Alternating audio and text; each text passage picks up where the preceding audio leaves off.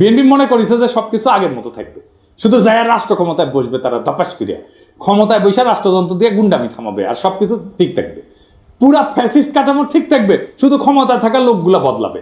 তাইলে তো তাকে আওয়ামী লীগ হয়ে দেশ চালাইতে হবে। পুরা রাষ্ট্র কেমনে চলবে এটা তো হাসিনার ইন্ডিয়া বসে ঠিক করেছে, সেভাবে বানাইছে সবকিছু। সেটা ঠিক রেখা বিএনপি তার মতো দেশ চালাইতে পারবে না? পারবে না। বিএনপিকে এই রাষ্ট্রকে র্যাডিক্যালি বদলানোর চিন্তা করতে হবে। বিএনপির কিছু কর্মীদের কথা আর কি বলবো, এরা মনে করে কাউরে গালাগালি করে আসলেই তার রাজনৈতিক কর্তব্য পালন করা হয়। রাজনীতি শিখাইতে পারেননি নিজের কর্মীদেরকে, কোনটা রাজনীতি কোনটা রাজনীতি না, রাজনীতি কেমনে করতে হয় সেটাও শিখাইতে পারেন নাই।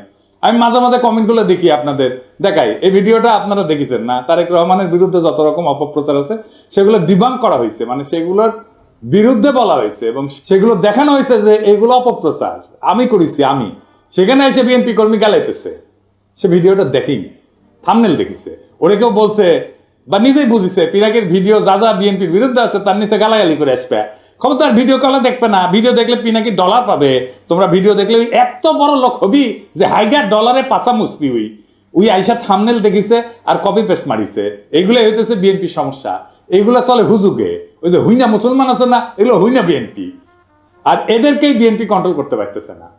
দেখেন কি বলে বিএনপির নেতা, রাজনৈতিক সংগঠন জামাত শিবিরকে উৎখাত করেই ছাড়বে। সে তার নেতার পক্ষ থেকে ব্যর্থহীনভাবে বলতেছে এই শাহজাদপুর, এই সিরাজগঞ্জের মাটিতে জামাত এবং এনসিপি নেতাদের কবর রচনা করা হবে। শুনেন,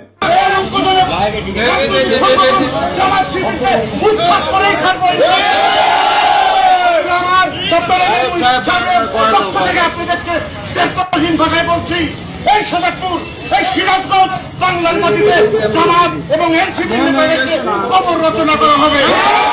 এর নাম হইতেছে আমির হোসেন সবুজ, সাংগঠনিক সম্পাদক, শাহজাদপুর উপজেলা বিএনপি। গণতন্ত্র মানে মতভেদের অবসান না, কিন্তু বরং গঠনমূলক দ্বন্দ্বের স্বীকৃতি। দেখেন বিএনপির মধ্যে মনে করে যে আমি যদি সমালোচনা করি আমি শত্রু, মানে তার সমালোচনা করাই যাবে না, সমালোচনা করলেই শত্রু, এবং ওইটা না করলে ঐক্য নাই। এই গণতন্ত্রই বোঝে না, ডেমোক্রেসির আধুনিক ধারণাগুলো এদের মাথার মধ্যে নাই একেবারে। রাজনীতি মানে ঐক্য না, বিরোধ। রাজনীতি আমরা একে অপরকে শত্রু হিসেবে না দেখে বিরোধী বা অ্যাডভার্সারি হিসেবে মানলে গণতন্ত্র টিকে থাকে। ওনার একটা ধারণা আছে লেফট পপুলিজম বলে, তিনি যুক্তি দেন যে ডানপন্থী পপুলিজমের মোকাবেলায় বাম ঘেঁষা পপুলিজমের দরকার আছে, যেখানে জনগণের আবেগ, পরিচয় এবং প্রতিবাদ সংগঠিত হবে প্রগতিশীল রাজনৈতিক লক্ষ্য নিয়ে। তো ওই যে শতালমুখ বলতেছে যে গণতন্ত্র মানে সবাই একমত, তা না, সবাই মিলে ঐক্য, তা না, বরং গণতন্ত্র মানে হচ্ছে নিয়ন্ত্রিত নিয়মতান্ত্রিক মতবিরোধ এবং বিরোধিতা এসে থাকবে, তবুও সবাই খেলবে একই নিয়মে। মতবিরোধের ক্ষেত্র তৈরি করে রাজনৈতিক দলগুলো, একদল বলবে বাজার অর্থনীতি দরকার, আরেক দল বলবে সমাজতন্ত্র দরকার, আরেক দল বলবে ইসলামী অর্থনীতি দরকার, একদল বলবে আমার খেলাফত দরকার, একদল বলবে কর বাড়াও, আরেক দল বলবে কর কমাও। এই যে প্রতিযোগিতা এবং মতানৈক্য, এটার নামই হচ্ছে অ্যাগনিজম, মানে স্বীকৃত দ্বন্দ্ব। এতে জনগণের ইচ্ছা প্রকাশ পায়, নীতি পরীক্ষা হয়, ভুল ধরা পড়ে, বিকল্প ভাবনা আসে। কিন্তু দল ভেঙে গেলে কি হয়? আর কেউ প্রশ্ন তোলে না, আর কেউ বিকল্প দেয় না, শুধু এক শাসক বা এক গোষ্ঠীর মতেই দেশ চলে। এটাকে বলা হয় ওয়ান কালার অথরিটারিজম, বা এক রঙের এক চিন্তার একচ্ছত্র শাসন। তখন রাষ্ট্র গণতান্ত্রিক থাকে না, হয়ে ওঠে এক পেশে আদেশের কারখানা। তাই রাজনৈতিক দল ধ্বংস হওয়া মানে কেবল একটা সংস্থা বিলুপ্ত হওয়া না, এটা রাষ্ট্রের গণতান্ত্রিক কাঠামোর অন্তঃসার শূন্য হয়ে যাওয়া, জনগণের প্রতিনিধির কণ্ঠ নিঃশেষ হয়ে যাওয়া এবং রাষ্ট্রীয় পরিসরে শূন্যতার সৃষ্টি হওয়া, যা বিদেশি শক্তি স্থানীয় শোষক শ্রেণীর হাতে রাষ্ট্রীয় নিয়ন্ত্রণের রাস্তা উন্মুক্ত হয়ে যায়। তাই স্বাধীনতা, সার্বভৌমত্ব রক্ষায় রাজনৈতিক দলের বহুত্ব, কার্যকারিতা এবং গণভিত্তি অপরিহার্য। এবার প্রশ্ন উঠতে পারে, বিএনপি কি দায় নাই এই ধরনের ঘটনা ঘটায়? অবশ্যই আছে। বিএনপি বলতেছে তার দলের এই বেপরোয়া লোকদের ঠেকানোর জন্য রাষ্ট্র ক্ষমতায় যাওয়া দরকার। অদ্ভুত কথা, এই তত্ত্ব দিতেছে বিএনপির লোকেরা। বিএনপি কিন্তু এই কাজ করতে গিয়ে জন্ম দিছিল র্যাব, নিজের দলের গুন্ডাদের সামলাইতে পারতেছিল না, তাই র্যাব বানাইছিল। বিএনপির এইসব সোকল্ড ইন্টেলেকচুয়াল ইনফ্লুয়েন্সারদের সাথে কথা বলতে যাওয়াটা একটা যন্ত্রণা। খোদা তাআলা আমার এমনই কপাল দিছে যে নিরেট মূর্খ, প্রফেশনালি আনসাকসেসফুল লোকগুলার রেফারেন্স দিতে হয়, একেবারে মূর্খ, কিছু জানে না। ইলিয়াস আমার উপরে খুব খেপা, এই জন্য খুব চেতিছে। ইলিয়াস কয় দাদা আপনি এইগুলারে কেন মেনশন দেন, ওদের জীবনের সবচেয়ে বড় পাওয়া পায়ে গেছে, কিন্তু এইগুলা গুরুত্বপূর্ণ, কারণ এরা যে কি মাল সেটা বিএনপির কর্মীদের বোঝা দরকার। তো কারণ বিএনপির কর্মীরা তো ওদের দিকে তাকায় থাকে, ওরা কি লেখে দেখে এবং সেটা অনুযায়ী কাজ করে। তো বিএনপির কর্মীরা বুঝবে না যে সে কাকে ফলো করতেছে, তাকে কে ইনফ্লুয়েন্স করতেছে, সেটা দেখবে না, দেখার দরকার আছে তো ইলিয়াস। তাও আসেন আমি বিএনপি ওয়ালাদের দেখাই, দেখানো দরকার। এটা আমি এইভাবে সব কয়টা বিএনপির অনলাইন কুতুবদের দেখাবো। একটা মানুষ দুনিয়ার জন্য কতটা ইউজফুল এটা বোঝার জন্য আপনি দেখবেন তারে কেউ রিক্রুট করছে কিনা, তাকে কেউ চাকরি দিছে কিনা, তারে কেউ বেতন দিয়া পালে কিনা, সে কি কাজ করে, কি কাজ করে খায়, পেট চালায় কি করে, তার সাথে প্রফেশনালি কে কানেক্টেড, এটা পাবেন আপনি লিঙ্কডইনে। আমি নিজেও একটা ঠাপ খায় এটা শিখেছি করে। আমার কাছে দাবি করেছিল একজন পিএইচডি আর ইউনিভার্সিটির টিচার, তো ওই লিঙ্কডইনে গেলে কলে আমি বুঝবার পারলাম যে ওই ক্যাঙ্কা পিএইচডি আর ক্যাঙ্কা ইউনিভার্সিটির টিচার। তো বিএনপির এই অনলাইন কুতুব লোকে বলে বিরিয়ানি আলম, কারণ বিরিয়ানির দোকান থেকে টেকা নেয়, সে দাবি করে সে মার্কেটিং করে দিচ্ছে তাই টেকা নিচ্ছে, ফেয়ার এনাফ। কিন্তু কামটা করে কি, এটা কি কোথায় রিক্রুট করে, ওটি আছে, হ্যাঁ, একটা কনস্ট্রাকশন সার্ভিস দেয়, এরকম কোম্পানিতে কাজ করে। কি কনস্ট্রাকশন সার্ভিস দেয়, সেটা হইতেছে সে কোম্পানির নির্মাণ সামগ্রী পরীক্ষা করে, যেমন কংক্রিট, অ্যাসফল্ট, মাটি, এগুলো গুণগত মান নিশ্চিত করে। আর কি, এই অগ্রগতি পর্যালোচনা করে, প্রজেক্টের অগ্রগতি পর্যালোচনা করে, নির্মাণের বিভিন্ন পর্যায়ের নিরাপত্তার দিক যেমন কোড ফলো করতেছে কিনা, এগুলো খুঁটিনাটি পরীক্ষা করে দেখে। তো এই কোম্পানির ব্র্যান্ড মার্কেটিং কনসালটেন্ট নিজেই দাবি করেছে যে ওই ব্র্যান্ড মার্কেটিং কি বুঝে, বানান করতে পারবে, ঢাকা ইউনিভার্সিটির সাংবাদিকতায় পড়ে মার্কেটিং শিখে গেছে, বাবা বড় তালে বড় এসে গেছে। আচ্ছা, কাজ করে কি, ওই লিখিছে ও ফটো তুলে ভিডিও বানায়, উরে বাবা, কোম্পানির প্রোগ্রামে, এটা হইতেছে ওর কাজ। কোম্পানির ওয়েবসাইট তৈরি করেছে, লোক পাই নাই, ওরা দিয়ে তৈরি করাইছে।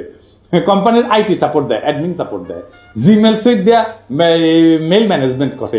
এর মধ্যে ব্র্যান্ড মার্কেটিং কোনটা বলেন তো? আপনারা তো মার্কেটিং এ অনেকে পড়াশোনা করেছেন, বলেন তো কোনটা? আচ্ছা, সবচেয়ে বড় কাজ যেটা করে সেটাই কিন্তু কই দেয়, গুগল ড্রাইভে কোম্পানির গুরুত্বপূর্ণ ফাইল আপ করে। আজকের তরুণ, ওরে আপনি বস মানবেন। আমার ভিডিওতে অনেক মার্কেটিং ডিরেক্টর, সিইও, কোম্পানির মালিক দেখেন, আপনি ওরা রিক্রুট করবেন মার্কেটিং এ, জুনিয়র পজিশনে রিক্রুট করবেন না তো। আমার জীবনে একটাই বিষয় ছিল, হেজাকের ল্যান্টার্ন কেমনে জ্বলে, কারণ পুরা যায় তো, তারপরে কেমনে জ্বলে। এই বিরানি আলমরা দেখার পর আমার বিষয়, বিরানি আলমরা কে বেতন দেয় এই কাম করার জন্য? এই লোক বিএনপির অনলাইন কুতুব, অনলাইন ইনফ্লুয়েন্সার। এর বিএনপি কর্মীরা দেখে, তারপর যা বলে উগড়ায় দেয় নানা জায়গায়। তো এই বিএনপি গাড্ডায় পড়বে না তো পাশে বাড়ির মোকলেস পড়বে। বিএনপি মনে করেছে যে সবকিছু আগের মতো থাকবে, শুধু যায় রাষ্ট্র ক্ষমতায় বসবে, তারা তপাস করিয়া ক্ষমতায় বসে রাষ্ট্রযন্ত্র দিয়ে গুন্ডামি থামাবে, আর সবকিছু ঠিক থাকবে, পুরা ফ্যাসিস্ট কাঠামো ঠিক থাকবে, শুধু ক্ষমতায় থাকা লোকগুলা বদলাবে। তাইলে তো তাকে আওয়ামী লীগ হয়ে দেশ চালাইতে হবে। পুরা রাষ্ট্র কেমনে চলবে এটা তো হাসিনার ইন্ডিয়া বসে ঠিক করেছে, সেভাবে বানাইছে সবকিছু। সেটা ঠিক রেখা বিএনপি তার মতো দেশ চালাইতে পারবে না? পারবে না। বিএনপিকে এই রাষ্ট্রকে র্যাডিক্যালি বদলানোর চিন্তা করতে হবে। এই বিএনপির 31 দফা অতি দুর্বল রাজনৈতিক কর্মসূচি। আমি শুধু কয়েকটা দেখাইছি, পুরাটা ইচ্ছা করে মায়া করে দেখাই নাই। উচ্চ কক্ষ নিয়ে দেখাইছি না? এত দুর্বল, আপনাদের চিন্তাই ঠিক নাই, আপনাদের রাষ্ট্র নিয়ে সিরিয়াস কোনো চিন্তা নাই, আপনারা ক্রিটিসিজম ইন্টেলেকচুয়ালি ডিফেন্ড করতে পারেন না, গালাগালিতে নামায় দেন কর্মীদেরকে। আমি বলতেছি পারবেন না এইভাবে পারলে হাসিনাই ক্ষমতায় থাকতো। হাসিনার একটা বিশাল ইন্টেলেকচুয়াল বাহিনী ছিল, ইন্ডিয়ান ইন্টেলিজেন্সিয়ার ফুল সাপোর্ট ছিল।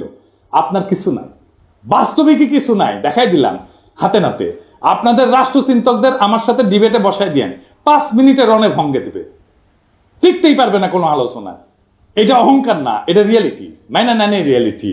শেখ মুজিব কইছিল না শরদ্দীর বডিগার্ড, রিয়েলিটি মেনে নাও ভুট্টোরে। আপনাদের রিয়েলিটি মেনে নিতে হবে। তাহলে বিএনপির কি করা দরকার? আমি বিএনপি করলে আমার বিপুল কর্মী বাহিনীর কর্মসংস্থানের জন্য কাজ করতাম। আমি প্রফেসর ইউনূসের সাথে বসে বলতাম, স্যার আমার 1 কোটি কর্মী আছে, এদের কাজ দিতে হবে, বুদ্ধি দেন, সাহায্য করেন। এদের লিস্ট করতাম, অর্গানাইজ করতাম, ট্রেন করতাম, ফান্ড জোগাড় করে দিতাম। তারপর এসএমই, স্মল মিডিয়াম এন্টারপ্রাইজে কাজ লাগাই দিতাম। এরা চান্দাবাজি করে, কারণ কাজ নেন, কাজে ঢুকাই দিতেন, সবকিছু বন্ধ হয়ে যেত, দেশেরও উপকার হতো। আমি মনে করি এমনকি তারেক রহমানের একটা ফুল টাইম জব থাকা উচিত, উপার্জনের উপায় থাকা উচিত। ব্যবসা না, চাকরির অভিজ্ঞতা ছাড়া আপনি পৃথিবীতে আপনার ইউজফুলনেস প্রতিষ্ঠা করতে পারবেন না। উনি যখন রাষ্ট্র ক্ষমতায় যাবেন তখন সেটা বাদ দিবেন। মানুষ যদি দেখে উনি কিছু করেন না, তাহলে রাজনীতি করেন, তাহলে মনে হবে যে আমিও রাজনীতি করব, কিছুই করব না। এবং মানুষ কি মনে করে আসলে আপনাদেরকে, পলিটিশিয়ানদেরকে মনে করে আপনারা সামনে দিয়ে চলেন। এটা আমার কথা না, একদম জনগণের কথা। আমি দেখাই দিতেছি, শুনেন, দেখেন কি বলে। একটাও কাম করে খায় না, চাঁদা উড়ে খায়। ছোট নেতা চাঁদা উড়ায়, বড় নেতা মালিক হয়ে যায়। সব নেতা চলে 4,000 টাকা দিয়া। কোনো নেতা কাম করে কইতে পারবে যে আমি কাম করি না ভাই? সব নেতারা খায় 4,000 টাকা। 4,000 টাকা খাইয়া সব নেতার সংসার চলে। আর বাচ্চা কাছে পড়ালেখা করে 4,000 টাকা দিয়া। ওরা সংসারের মধ্যে মার্কেট করে, টাকা পয়সা দিয়ে মার্কেট করে, যে পানিটা কিনে খায় 4,000 টাকা দিয়া। 4,000 টাকা ছাড়া সংসার চলে না। ওরা চিকিৎসা করতে যায় বাইরে বিদেশে চিকিৎসা করতে যায় 4,000 টাকা দিয়া। আপনি খোঁজ নিয়ে দেখেন, যত বড় নেতা হোক এই চাঁদার টাকা খাইয়া নেতামি করে। প্রত্যেকটা নেতা চাঁদার টাকা খায়, প্রত্যেকটা কর্মী চাঁদার টাকা খায়। কোন দলের সাদাবাজ থাকবো না বাংলাদেশে। চাঁদার টাকা খাইয়া এরা রাজনীতি করে। এখন চাঁদা বন্ধ হইলে রাজনীতি কেউ করবে না। চাঁদা বন্ধ হয়ে গেলে রাজনীতি কেউ করবে না। যে ধান্দা নাই না রাজনীতি করবো কেন? কাম করে খায়। চাঁদাবাজি আছে জড়িত, আপনি খোঁজ নিয়ে দেখেন ভালো মতন। দেখেছেন, রেসপেক্ট করে না তো পলিটিশিয়ানদেরকে। কেন করে না? কারণ আপনাদের মনে করে আপনারা চান্দা দিয়ে চলেন। বিএনপি এখন একটা সন্ধিক্ষণে দাঁড়ায় আছে। সামনে দুইটা পথ, একটা আত্মধ্বংসের আর একটা নবজন্মের। আপনি যদি রাজনৈতিক দল হিসেবে জনগণের কাছে ফিরে আসতে চান, তাহলে এই মুহূর্তে আত্মসমালোচনা, কাঠামোগত সংস্কার এবং র্যাডিক্যাল চিন্তার সাহস দেখাইতে হবে। বিএনপি যদি ভাবে তার পুরনো কাছে ফিরে গিয়ে ক্ষমতা ফিরে আসবে, তার দিবা স্বপ্নের বেশি কিছু না। এদেশের জনগণ নতুন কিছু চায়, নতুন রাজনৈতিক কল্পনা, নতুন নৈতিক নেতৃত্ব, নতুন র্যাডিক্যাল চিন্তা। যারাই নতুন চিন্তাকে ধারণ করবে তারাই ভবিষ্যতের নেতৃত্ব দেবে। একজন প্রকৃত রাজনৈতিক নেতা শুধু বক্তৃতা দেন না, কর্মীদের কাজ দেন। শুধু ভীষণ দেন না, সেই ভীষণ বাস্তবায়নের গাইডলাইনও দেন। যদি আপনার দলের কর্মীরা আজকে হুজুগে চান্দাবাজে পরিণত হয়ে থাকে, তাহলে তার দায় নেতৃত্বকে নিতে হবে। তারেক রহমানের উচিত এখনই জব হোল্ডারদের মতো আচরণ শুরু করা। তাকে একজন ওয়ার্কিং স্টেটসম্যান হতে হবে, শুধু প্রবাসী ভবিষ্যৎ প্রধানমন্ত্রী না। বিএনপির সামনে এখন তিনটা বড় কাজ: নিজের কর্মী বাহিনীকে প্রশিক্ষণ দিয়ে উৎপাদনমুখী কাজে লাগানো, র্যাডিক্যাল স্টেট রিফর্ম পরিকল্পনা নিয়ে জনগণের সামনে হাজির হওয়া, আর 3 নাম্বার দলে থাকা ডিজিএফ এর চাঁদা খাওয়া, রয়ের টাকা খাওয়া, নব্য দালাল, বেকার, অনলাইন কুতুবদের চিন্তাহীন দৌরাত্ম্য থামানো। এই রাজনৈতিক বিশৃঙ্খলা, ছিন্নমূল নেতৃত্ব আর চিন্তাহীন কর্মী নিয়ে রাজনীতির পরিণতি একটাই: নতুন করে একনায়কতন্ত্র আর গভীর বৈদেশিক হস্তক্ষেপ। বর্ষা বিপ্লবের চেতনাকে গণতান্ত্রিক কাঠামো থেকে তাড়াই দেয় এক ব্যক্তির ভাবমূর্তি কেন্দ্রিক প্রজেক্টে পরিণত করা। আপনারা যদি সত্যি শহীদ জিয়ার উত্তরাধিকার হন, তাহলে শহীদ জিয়ার মতো করে রাষ্ট্র গঠনের স্বপ্ন দেখে মাটি কামড়ায় জনতার ভরসা অর্জনের রাজনীতি করে। না হলে ইতিহাসের ডাস্টবিনে আপনাদের জায়গা হবে। এই সময়টাতে যারা সাহস করে সত্য বলছে, তারা বিএনপির শত্রু না। এই হুঁশিয়ারি শোনা না হলে সামনের দিনগুলোতে আপনাদের পতনই কেবল অনিবার্য না, তা হয়ে উঠবে ইতিহাসের এক করুণ ট্র্যাজেডি। সময় আছে, বদলান, নয়তো ইতিহাস বদলায় দেবে আপনাদেরকে। ইনকিলাব জিন্দাবাদ, গণতন্ত্র জিন্দাবাদ, রাষ্ট্র রূপান্তরের রাজনীতি জিন্দাবাদ।